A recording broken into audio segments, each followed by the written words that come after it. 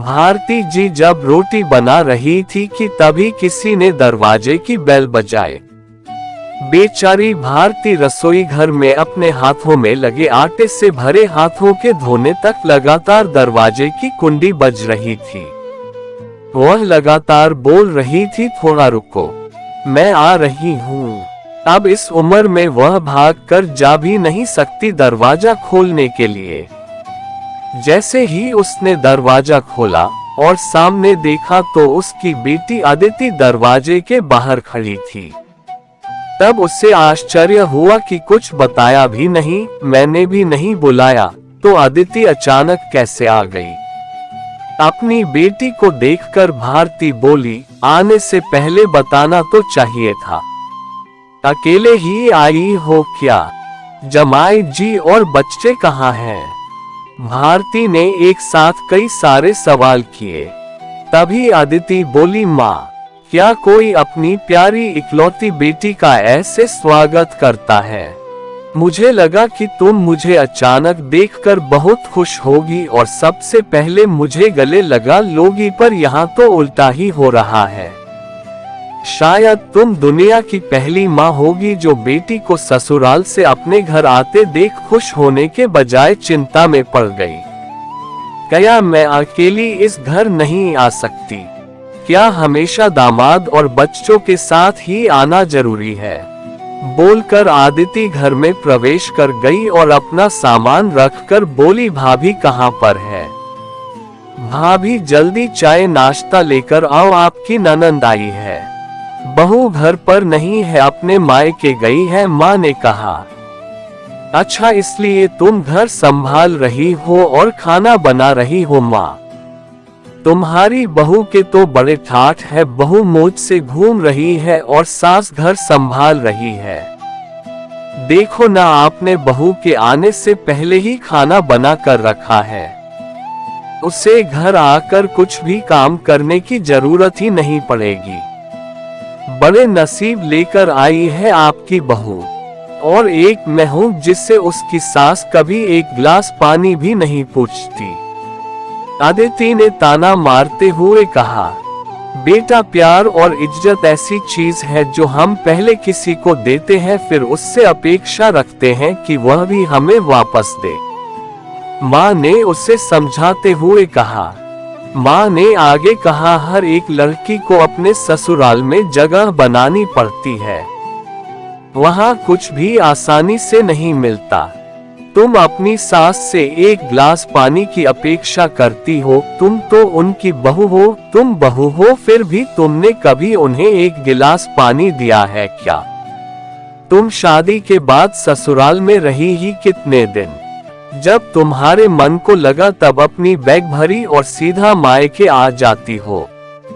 मायका और ससुराल एक ही शहर में है, इसका मतलब ऐसा नहीं होता है कि तुम जब चाहो तब मायके आ जाओ और चाहो उतने दिन रहकर वापस ससुराल चली जाओ। मायके में भी बेटी को मान सम्मान तभी मिलता है जब बेटी ससुराल का मान सम्मान रखकर मायके में कुछ दिनों के लिए आती है, तभी उसे मान सम्मान मिलता है। ऐसा हर रोज बिन बुलाए कोई कारण ना होते हुए भी कोई बेटी मायके आती होगी तो उसको साधारण पूछताछ भी कोई करता नहीं। और तुम मेरी बहू को बोलती हो ना, तुम तो मेरी बहू की बराबरी ही मत करो।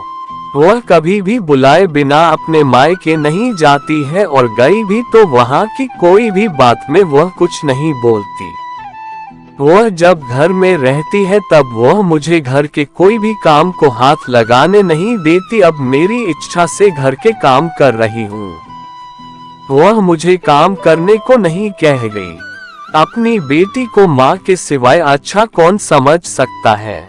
मुझे तुम्हारा स्वभाव अच्छी तरह पता है। तुम्हारे ससुराल में सब लोग अच्छे हैं, तुम ही उनके साथ मिलजुल कर रहना नहीं चाहती। ससुराल तो ससुराल होता है और मायका तो मायका होता है। मायके में घर का काम अपनी मर्जी से होता है। ससुराल में सबसे पहले सबका दिल जीतना पड़ता है, सबको अपना बनाना पड़ता है। उसके लिए छोटों से लेकर बड़ों तक सबको प्यार करना पड़ता है। सबकी पसंद नापसंद का ध्यान रखना पड़ता है। सबसे प्यार से बोलकर सबको उनके घर के कामों में मदद करनी पड़ती है, तभी सब लोग घर में आई नई बहू को स्वीकार करते हैं, उससे अपना मानते हैं। तुम जिम्मेदारी लेने के लिए तैयार ही नहीं हो, इसलिए रोज रोज मायके चली आती हो, यहाँ आकर भी वही करती हो। अभी की बात देख लो, घर में कदम भी नहीं रखा उतने में भाभी को ऑर्डर देना शुरू कर दिया। भाभी मुझे चाय नाश्ता लेकर आओ। वह व्यक्ति घर में है या नहीं, वह कैसी है, उसकी तबीयत कैसी है, वह पूछना भी जरूरी नहीं समझा। घर में आए मेहमान की मेहमान नवाजी होती है, पर उसका बर्ताव बोलना सामने के व्यक्ति को पसंद आया तो मेहमान नवाजी ना मांगते पूरी होती है, पर तुम्हारा ऐसा बर्ताव मुझे ही पसंद नहीं आता तो तुम्हारे ससुराल के लोगों को कैसे पसंद आएगा। तुम बोलती हो ना मेरे बहू का बहुत ठाठ है, तो वो बात सही है, उसने यहाँ हमारा दिल जीत लिया है और हर एक के दिल में खुद की जगह बनाई है। वो रोज रोज तुम्हारे जैसी ससुराल के लोगों के साथ झगड़ा करके मायके नहीं जाती, इस वजह से ससुराल और मायका दोनों जगह उसकी इज्जत होती है। जब तक उसे अपने मायके से बुलावा नहीं आता तब तक वह जाती नहीं।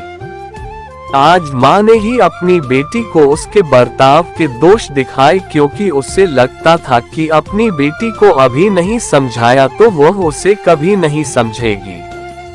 तब तक बहू भी घर आ गई। उसने अदिति को देखते ही वह बोली, अरे दीदी आप कब आई? मुझे फोन किया होता तो मैं जल्दी घर आ गई होती ना।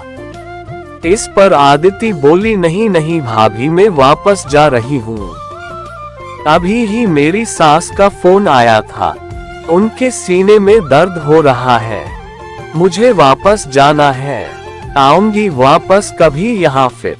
बोलकर अदिति अपना सामान लेकर चली गई। तभी उसकी भाभी ने उसे रोकने का प्रयास किया, पर उसकी सास ने ही अपनी बेटी को रोकने के लिए मना किया और अपनी बहू को बोली, बहू जाने दो, उसे पहले अपना घर संभालने दो, उसके बाद उसे मायके में आने दो। तुम भी किसी के नहीं बुलाने पर मायके जाती हो क्या? तभी बहू भी समझ गई कि सास ने उनकी बेटी को जीवन का पाठ पढ़ाया। काफी महीने हो गए अदिति का फोन नहीं आया था, वह खुद भी मायके नहीं आई, इसलिए उसकी मां ने उसे फोन किया। शुरुआत में किसी ने भी फोन उठाया नहीं, फिर थोड़ी देर बाद फोन किया तो फोन उठाया, लेकिन अदिति ने नहीं, उसकी सास ने उठाया। तभी उन्होंने उनकी तबीयत का पूछा, फिर दोनों की बातें शुरू हुई। तभी बीच में ही अदिति की सास ने उसकी मां को धन्यवाद किया। तब अचानक उनके ऐसे बोलने पर उनको कुछ समझ नहीं आया, इसलिए भारती जी ने वापस पूछा, आप और किसी की बात कर रही हो क्या? अदिति की सास बोली, नहीं तो फिर आप धन्यवाद किसको बोल रही थी? आपकी बेटी अदिति बहुत समझदारी से बर्ताव कर रही है, सभी को अपना बनाने की कोशिश कर रही है, सभी को मनपसंद का खाना बनाकर खिलाती है, घर में बहुत आनंद का वातावरण बना है, कोई भी झगड़ा नहीं, जैसे स्वर्ग ही बन गया हो मेरा घर। इसलिए मैं आपको धन्यवाद बोल रही हूँ। आपकी बेटी के अच्छे बर्ताव से ये दिन हमें देखने मिला, हम बहुत धन्य हो गए। पहले हमें उसकी तरफ से कोई भी अपेक्षा नहीं थी, पर आपने उसे समझा कर भेजा और उसके स्वभाव में बदलाव आया। आज उसी अदिति को मायके जाना तो दूर की बात है, फोन पर बोलने के लिए भी उसके पास वक्त नहीं है, वह अपने गृहस्थी में व्यस्त हो गई है। दोस्तों, सभी माँ ने अगर अपनी बेटियों को ऐसा समझाया और उनको समझ आ गया तो किसी भी घर में झगड़ा होगा ही नहीं और कोई भी घर टूटेगा नहीं। थैंक्स।